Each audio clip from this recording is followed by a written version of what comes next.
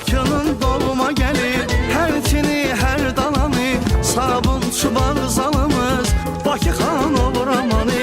Maçdağa igidləri, alimiz seyidləri, Zabratın havalimanı, binesin ardaranı.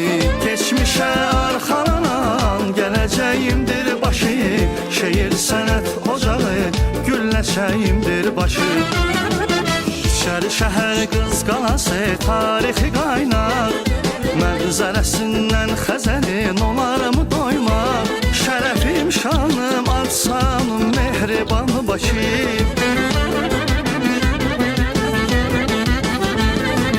Bakı ürəyim sən mənim, doğma elim, məskənim, deyir səni görənlər ən gözəl şəhər.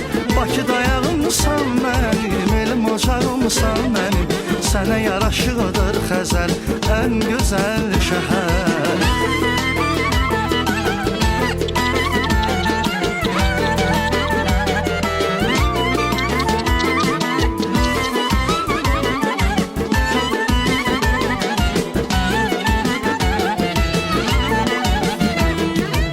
Bilgəhin zəfəranı, bu zonanın havası, Hövsanın adı soğanı, bir Allah'ı adası.